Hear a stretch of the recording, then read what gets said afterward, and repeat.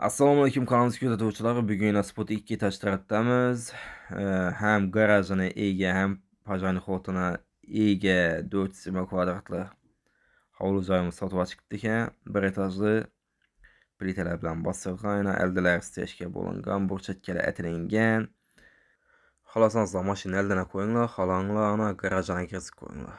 Aldilar rishotkalar bilan beklangan bo'lib, aldilarimiz yana o'ng tarafimizda yozgi hayvoncha yetib beklab qo'yibdilar.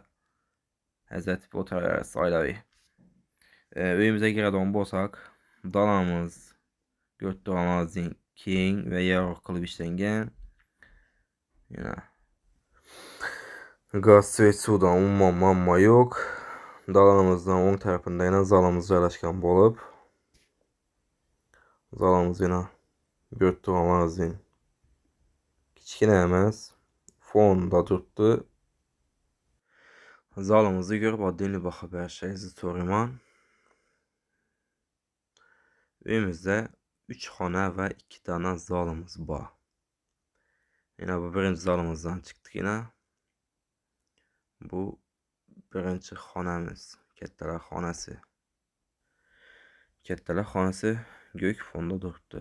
Natija potolka tortilingan. Dalanimiz yana oboy qilingan. Eshiklari taxta yog'och eshiklardan. Yana ikkinchi zalimiz bu endi azizlar. Bu ham oboy qilingan, natija potolklar urilgan yana. Ko'rib turganingizdek. Hozir aytib o'tilganning 3 xona va 2 dona zalimiz bor ekan uyimizda. Bu ikkinchi xonamiz, kattalar xonasi. Bu ham yana oboy qilingan. Doğru o'tayotgan bo'lsak, yana bu oshxonamiz. Oshxonamiz ham yana fonda natija potolklar tortilgan. Chap tarafimiz yana bolalar xonasi ekan.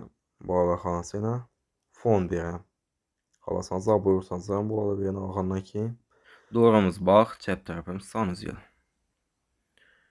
Bu yerlarga yana fonlar urib qo'yibdilar. Yana sonuz yo'limizni ko'rib turganingizdek. Uyimiz narxidan keladigan bo'lsak, 130 ming deb turibdilar. Albatta bu baho kelishiladi.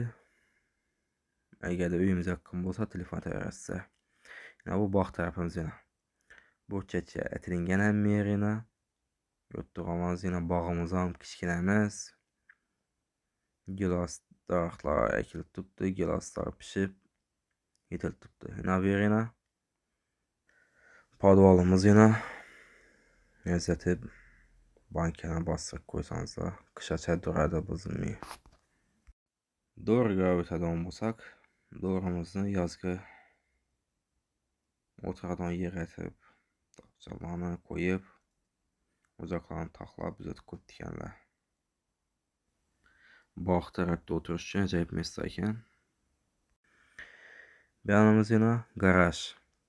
Garajimizda ham yana hamma bo'shatga atilingan. Bu yon tarafimiz shu yana aytib o'tilgan pajanixot. Pajanixotdan kirib chiqiladi garajimizga.